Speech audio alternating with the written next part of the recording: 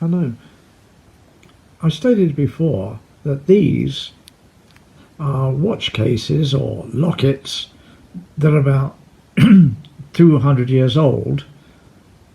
These are prints from the Sanders workshop of that period, the Regency period, early Victorian.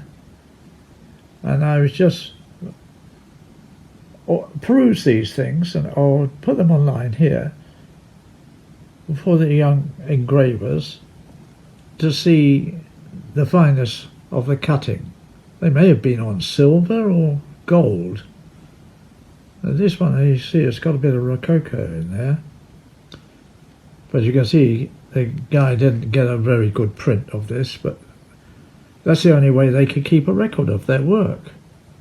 They had no photography in those days, and so they just rubbed ink into the cuts.